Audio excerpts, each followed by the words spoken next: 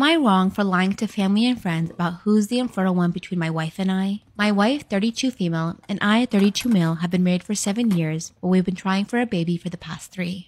It has taken a toll on our marriage, and I admit that many times I have complained to family, friends, and coworkers about my wife's infertility. Well, what I thought was my wife's infertility. Maybe it is because we live in Utah, but whenever the idea of us being infertile came up, people just swarmed in giving my wife recommendations for fertility specialists. The talk was always, oh, my wife saw Dr. Whatever and we ended up having twins. Or, maybe your wife is just too stressed out. And I believed it because my wife contracted TB when she was 20 and volunteering in another country. Her primary care, who she saw when she was back home, just flippantly told her that TB could affect the genital area and prevent her body from housing a baby. We finally found a doctor who straight up told us that there was nothing wrong with her fallopian tubes or her endometrium. She suggested I get tested to see that I'm not the problem. The verdict comes back that I am the one with very low sperm count. I was so shocked and went to get another opinion which told me the same thing. I felt so shaken. And because a lot of people knew about our struggles, they also knew we went to a doctor again. At a family and friends gathering, people started asking me about what we found out, and I just panicked and said that my wife's TB was likely the cause, but not 100% necessarily.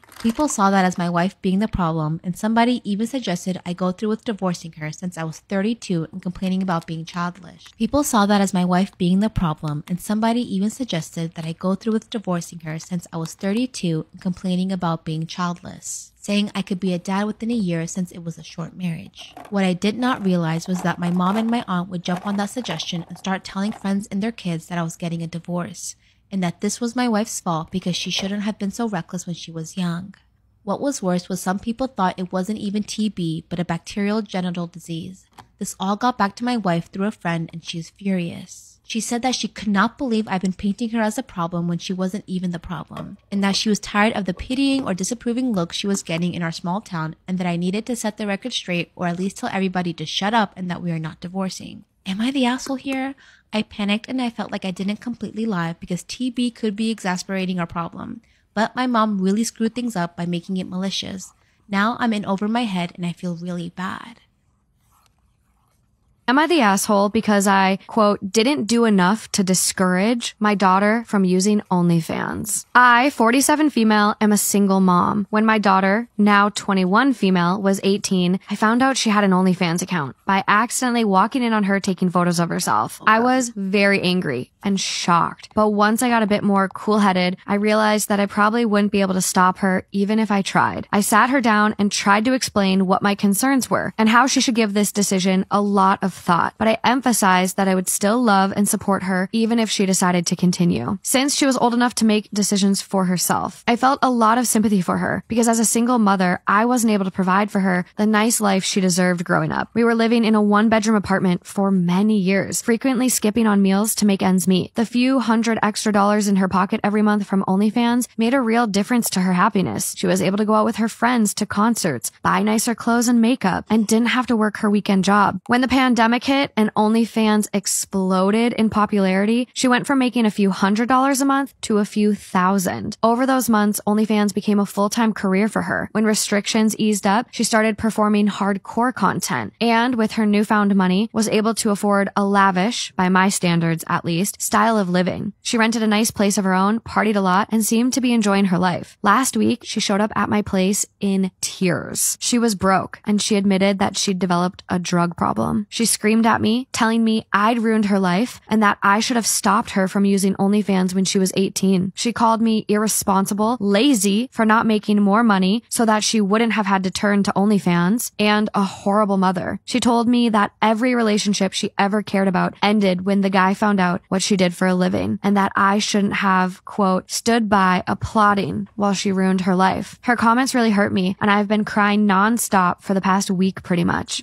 I'm torturing myself with these thoughts, and I just want to know where I stand. I'm worried I let my daughter down, and that she's right. I am a terrible mother, but I also feel intensely angry at her. Like, I'll go crazy unless I scream, "I told you so," and "you didn't listen" at her. Was I an asshole mother, or should I be justifiably angry about how she's handled her life? Nothing pisses me off more than when people label Black girls or just women of color in general as whitewashed. Because literally my whole entire life I've been told I act like a white girl, I talk like a white girl, I dress like a white girl, my taste in music is so white, as a method of like insulting me. And that shit makes you feel so self-conscious, because now you're like hyper aware of how you act and how you talk and how you dress, and you become so insecure. Like my former hairdresser, who was my cousin's hairdresser before she was mine, after she like met me, she literally reported back to my cousin and she was like, your cousin talks like a valley girl. Okay. Which literally was just like, what was the point of you saying that to her? Then I had this friend in high school, let's use the word friend very loosely, who literally would make me feel so self-conscious about myself. Like she literally one time was like, if you want to act like a white girl and get perfect grades and be a goody two-shoes, what are you saying? Like, do you know how wild and honestly harmful it is to say that like doing well and caring about school is white? Then of course I've had people try to take away from my blackness really on this app because of my boyfriend. Like that makes me any less black. And I literally just remember like crying over comments I would get, or honestly feeling so self-conscious when I talk around like a new group of people. And like I was honestly so scared to start like talking and showing my personality on this app, because I just thought people were gonna be like, why do you act like that? Why do you talk like that? Like maybe it's all in my head, but it's just something that's always happened to me my whole entire life, from like friends and like family and strangers, that I was just like, I'm scared. At the end of the day, I just want black women to feel comfortable being themselves, however that looks like, because it is the most detrimental and honestly harmful thing when your own people make you feel bad about yourself. Because I truly think it's not that hard of a concept for us to wrap our minds around, that all black people were not raised the same way and that we don't all share the same experiences. So to all my whitewashed girls, just keep being yourself, mama. But I'm gonna tell you guys how Eid went with seeing my family. Now, if you're new here, I haven't seen my family in like the last 3 to 4 years. I was 18, I'm 22 now, and they invited me for Eid, and y'all have been begging me to tell you what happened. So as soon as I walk in, I'm greeted by my mom, and we just give each other a big hug, and we're kind of just talking normally. Like no one really brings up the whole situation that has happened in the last few years. And I see my mom's sister for the first time. So she was actually a doctor in Afghanistan, and obviously in light of recent events, she has moved here, and you know, she's just talking to me about how, you know, maybe she'll try to be a physician's assistant, whatever. We're just chatting, and her English is really good. And so I change and everything, and then my brothers and my dad come back from the mosque, because they go in the morning and then they come. And we all go around saying, like, I think it's like Akhtar Mubarak se or something. So for everyone coming at me being like, why aren't you saying Eid? Why aren't you saying it like that?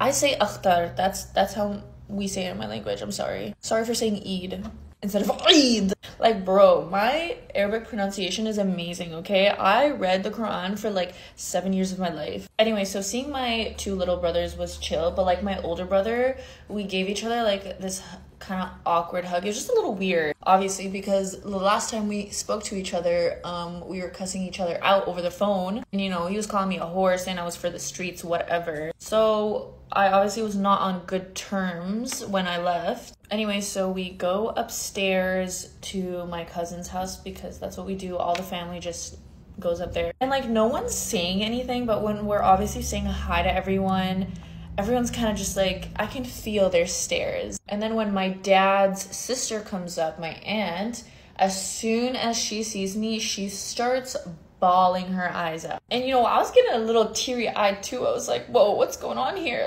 Like she was just saying stuff like, oh, my heart yearned for you, blah blah blah blah blah, like I missed you, like finally all these years, like not even a text. I was like, girl, I didn't have your number. She's also like quite old, so she doesn't really use the phone, I don't think. But yeah, and then like all my little cousins were just staring at me, because they obviously recognized me, because I changed their literal diapers when they were kids, and like they would have like fights with each other, and I would like console them and whatever. So they were just kind of like, and the boys were like, the little boys just came straight up to me and were like just in my face, like staring at me.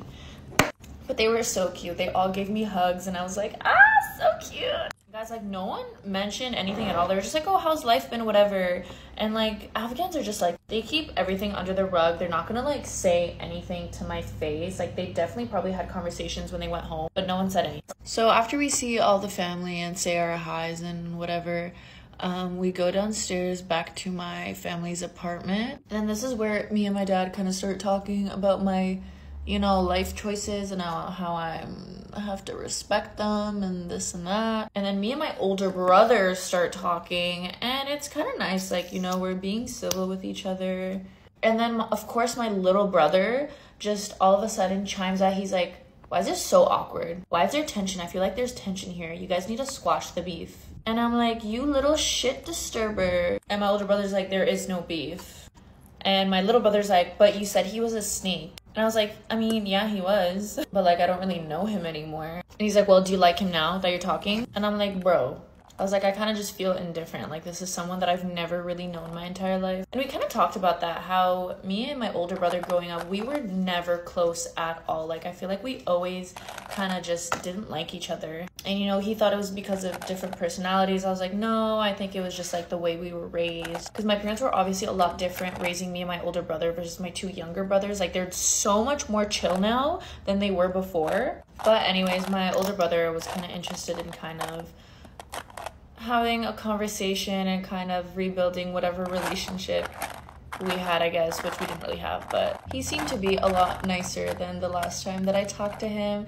And I don't really hold grudges against people. Like, obviously what he did kind of pissed me off. Not kind of, very much so. Like, I really hated him for that. But anyways, it was pretty chill. It was pretty, you know, we were pretty cordial with each other. Honestly, I think the reason why everyone was being so chill about it was because it was my dad's decision to have me there. And my dad's kind of like the big boss of the family, you know, like he's kind of like, if you had to pick a leader, you would pick my dad. Like, he was the elder, like no one denied what he did or whatever. That's why, you know, it was such a big thing initially, because it was like, I'm the daughter of this guy who everyone looks up to. So it was like really shameful for me to be like their daughter, you know? So I think that's the reason why no one really said anything or made any comments, but they definitely did talk when they went home. But anyways, yeah, it was nice. They left me home with some food and stuff, and yeah, I don't know what's gonna go on from here, but you know, I'm not forcing anything. I'm not rushing anything. I'm obviously still being very cautious because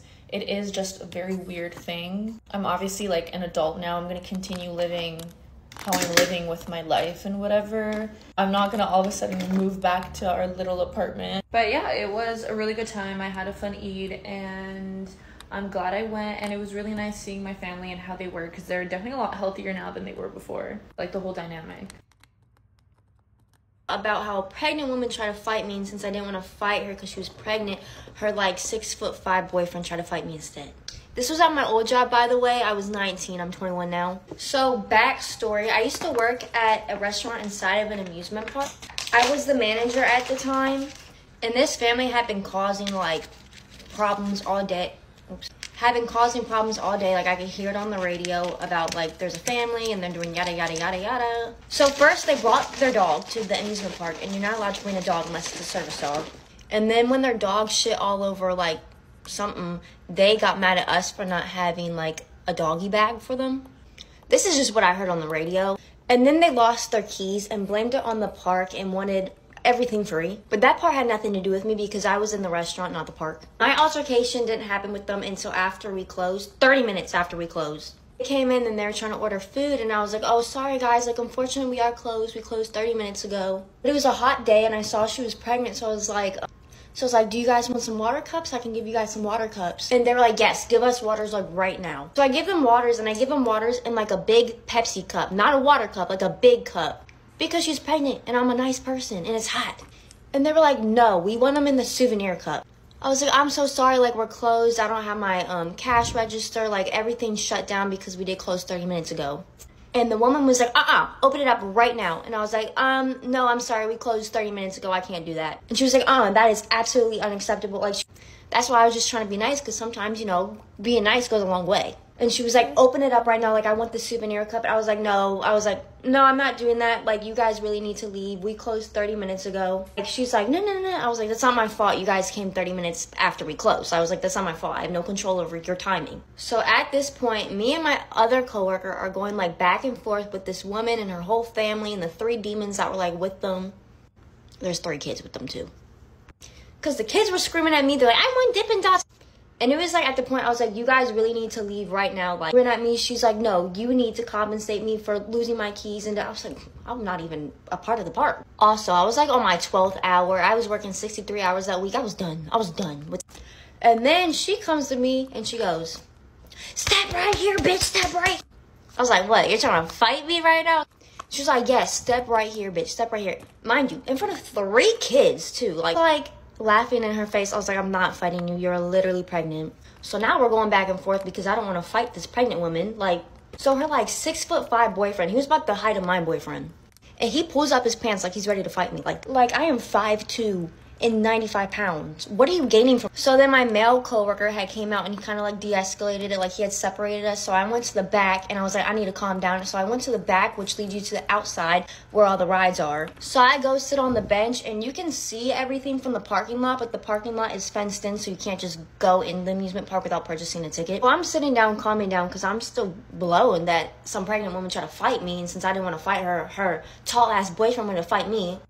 So I'm on the phone with Antoine because he worked there. He just didn't work that shift that day. While I'm sitting down, I see in the corner of my eye, this man jumps the fence. He jumps the fence because he saw me sitting there. He starts chasing me. Like, what are you going to do to me? Like, so everyone's like at the door, like screaming. They're like, hurry up, get inside. I'm like running because I used to run track. I was like, you're not going to catch me. And the other employees that are outside, because they're cleaning too, they're like trying to run to the door because we don't know what this man's going to do. So he chased me all the way inside and we hurried up, slammed, locked the doors, and he starts like aggressively like shaking the doors. So they hide me in the cash room. That's like the only room that locks.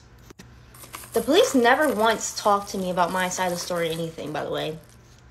But the police came, their car is still there, but they're nowhere to be found. So we have no idea where these people are. So I got escorted to the cops. I'm still mad, like we never once filed a police case or any of that. But they ended up like coming back after I left because my coworker saw them get in their car and stuff like that. And she lived all the way in Baltimore at the time, which was like 30 minutes from the place. And she said a car had followed her all the way home.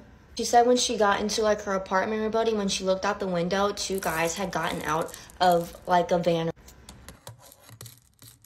Guys, this guy flew me to Miami for our like second date for like a vacation thing, and I'm pretty sure he ghosted me while we were here. Like, he left.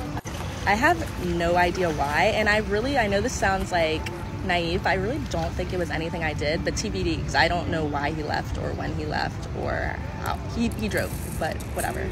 We're gonna call him Michael for the purpose of this story. So yesterday, Michael was like, oh, I'm gonna go get lunch with my sister really quickly. I haven't seen her in 2 years. I'll be back at noon. I was like, okay, cool. Just don't forget we have these hard to get lunch reservations at 1:30. He's like, yeah, I'll be back before then. So I went to the pool, minded my business, soaking up the sun. At 1:10, I was like, hey, where are you? Like, don't forget about lunch. No answer. And then at 1:20, I said, where are you? Like, are you picking me up for lunch? Because he has his car here. Like, he drove a couple of hours away from Tampa. And I was like, hey, like, where are you? Then I started getting really frustrated, and I texted him something like, yo, this is just so disrespectful to me and my time, and like, blah, blah, blah. And he's like, hey, sorry to be non-responsive. I just found out some devastating news, blah, blah, blah, blah, blah. Okay, I'm a very caring person. I don't think that's the word, but I'm a very trusting person. So I was like, oh yeah, like something happened, which to this time, I feel like something still happens. My friend don't think that something happened. They're like, oh, he definitely has a secret wife who was like, get your ass home. But it gets worse. I pushed the reservation back to 2. He misses that reservation too. And like, this is before he told me he had this quote devastating incident. And so housekeeping, and I promise this is important, housekeeping ends up coming, and I was like, okay, like this is at 3:30, I think. I was like, you can come on in. And after they made the bed, I took a nap. And so obviously they cleaned the shower too, which is important. And as I'm getting ready to go hang out with some of my other friends, I was like, fuck this. And I think this is still before I knew what happened. Actually, I think I knew that there's this, quote, devastating event. And so then I look around and I look in the corner and I realize his stuff's not there. I was like, did he come get his stuff while I was taking a nap? Like, that is so disrespectful. And there is the possibility that he possibly got it while I was at the pool and he was supposed to be home by noon and like all of that. That could have possibly been when he got it, but I don't know, because we're both very clean when we travel. So our stuff is like very compact. It almost looks like somebody's bedroom. But if he did get it while I was napping, that's disrespectful. And I noticed this morning when I was showering that there was a washcloth that was wet in there. I was like, did he get his stuff and then shower? Because housekeeping would have cleaned it up yesterday if he had showered before they came. And I was like, what the fuck? I was like, that would be so disrespectful. My friends like, were you sleeping through all of this? I was like, yeah, I'm a tank. So not quite sure what's happening right now. Keep you guys updated. I'm gonna go run up some room service. Attention, we have an update on the guy who ghosted me while we were on vacation together. So now we have the deed to his house. And it turns out that there is a woman's name on the deed to the house who happens to have his last name, even though he said that he was divorced like years and years ago and that he did have a long-term girlfriend, but like he said they didn't get married. This woman clearly has the same last name as him, and she is on the deed to his home, or shall I say their home. Anyway, now we have all of their email addresses, phone numbers, home address, which I don't need those things per se. Actually, no, I just don't need those things, but phone numbers come in handy. But because her name is very unique, like I've never heard of her name before, she was very easy to find. So I found her Instagram and I had one of my guy friends follow it. So we're still waiting for that update of him following it. She has like a good number of followers. She has 3,000 followers for not that many posts. Like, not really an Instagram girly, but I hear that's a good metric. So yeah, I guess I'll have more updates once she accepts my friend's friend request. But I'm excited. So, I mean, I know what she looks like. She's around his age, which makes sense. When you search his name and her name together in Google, there are things that come up. Nothing related to a wedding, but it is very clear that they are both on the deed of that home. My half-sister tried to show up to my engagement party in a wedding dress. Story time. Me and my half-sister Amy have never been close, and we're both 24. My dad left my mum for Amy's mum just after I was born. And not only does Amy not like me, her mum's not my biggest fan either. Me and my fiancé Steve got engaged last month, and our engagement party is on Saturday. We didn't want anything too crazy for the dress code, so we just said like nice, casual, but formal. So one day when I was at work, my cousin messaged me and she was like, girl, I have got something to show you. And it was the outfit that Amy was planning on wearing to my party. Just some context, this is what she was planning on wearing. It was basically a wedding dress. And as you can imagine, this made me so mad. And I was like, fuck this, I'm changing the plan of the party. I was changing the dress code from casual formal to fancy dress. And my mum's side of the family is crazy for Halloween, so they were buzzing. I texted my dad and told him to relay the message on to Amy and her mum. And I knew full well he'd forget to do that and he'd tell them last minute. So Saturday rolls around and guests start arriving. And the majority of people were in costumes and it looked great. For those of them that it was too last minute, I'd already arranged for some spare costumes. It was basically just like fun hats and little wigs. I just entered my rare beauty on my clip. And I'm just waiting for the moment that my stepfamily are going to arrive. And they walk in an hour late. As soon as Amy walked in, she lost it. She realised everyone was wearing these big, elaborate costumes and that she wasn't going to stand out anymore with a stupid freaking wedding dress. And shocker, Amy ran out crying. My dad and stepmom, wicked witch, told me that I was being so childish and I'd really outdone myself this time. And for those wondering about costumes, I was Barbie and Steve was Ken and my mum and aunts were all ABBA. So school got cancelled today on my way there because of a threat. So we didn't go, even though my dad was trying to make me go. So I don't really know where the protection was there. But I was on my way to school and all of a sudden Kayla got the email and we still went and we met up with some friends and got coffee instead because they didn't like evacuate the school. They evacuated everyone to the football field and like the bleachers there. Keep in mind it was raining, so everyone's outside in the rain. I don't really know how smart it was to evacuate everyone to the same combined area where someone could just boom, drop it, which was the threat, but whatever. Like we even made it onto Fox 10 News because of it, but the way they handled it was crazy and I told my dad about it and he was like mad about me like skipping, but they weren't going to do any classes and they said they didn't know if they would have everyone evacuated but the football field by like 2, which gave me 30 minutes left of school. I was like, I'm not going to go to school for 30 minutes. So then me and Akayla got coffee with some of our friends and then we go back to Akayla's house and all of a sudden we pull up to the house and there's a whole bus in front of her house. So then we call her little sister and we're like, Jaden, why is there a bus in front of our house? And she just said, the first thing she says when she picks up the phone is, ignore the bus. So then we're like, how do we ignore this bus? Like, there's nobody else on it besides the bus driver. And it's directly in front of her house. And we found out her mom saw that she missed the bus. So she called her a whole school bus to take her to school. So then we have to find a way to like get in the house because there's a whole bus blocking it. So we like we like did a loop and then just decided to park behind it and just rush into the house. And then we get in and Jaden's like, I'm not going. She was like, tell them I threw up or something. And we were like, your mom caught a whole bus, like we're not gonna go. So then she finally decides to go out, and then we start laughing so hard she pees her pants and then has to go back and change. This bus driver has been sitting there for like an hour trying to pick Jaden up. So then she goes and changes, and we finally get her out the door because her mom called and was like, you get your butt out there right now. Because I guess the bus driver was like, I've been sitting here for like forever and we haven't, like, Jaden hasn't come out yet. So then she had to go onto this bus with just the lady on it. Like, it was just Jaden and the bus driver. That has got to be so awkward. So then she finally gets out the door, and that we were just kind of in shock for a while because we were like, you could not make this up. Like, we pull up and there's an entire bus in front of the house just for her, and then she won't get out. So then we're just standing at the door, and the bus driver can see the door is open, and we're just like standing there like waiting for Jaden to come out. I love that girl, but that was the funniest thing ever. But I was a little mad. I wasn't mad school got canceled. I was really glad, but I actually got ready for school this morning. Like, I did my hair, I did my purple shampoo last night. Like, I got ready, and then I didn't even go, so I didn't get to impress everyone. Anyways, then me and Kayla picked up some of our friends that couldn't drive and took them to Marshall's, and then we went to Fry's, and I was waiting.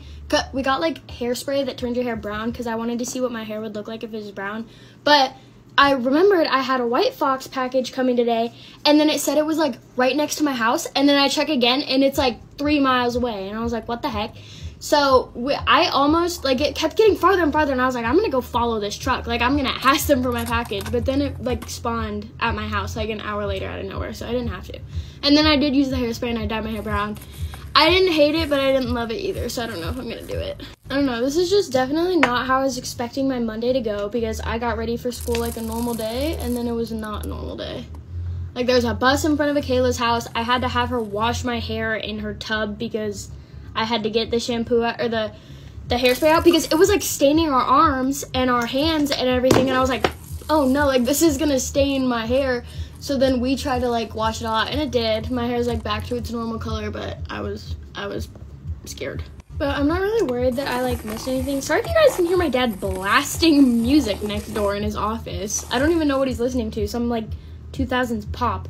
But regardless, I don't think I'm gonna miss much because I checked my snap maps like halfway through the day. Not a single person was at the school.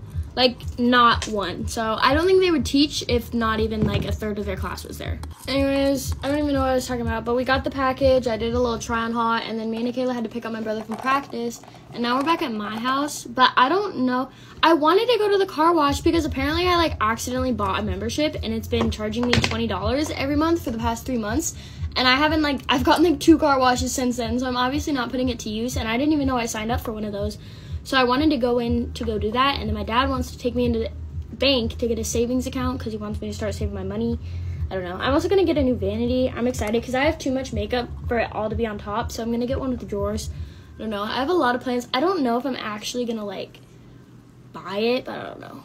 My problem is I spend my money on the wrong things. Like, I have no problem dropping $50 on Starbucks for me and Tayson and Kayla, but then as soon as it comes to, like, an actual purchase, like a pair of shorts that I would like wear all the time, I think for hours before I like buy it, unless I'm like going on a shopping spree. But like just like buying something out of the blue, $50 at Starbucks, perfectly fine. But then like a $200 vanity that I would use every single day, I totally forgot I bought this setting powder today, so I was gonna try it, but I didn't, so next time.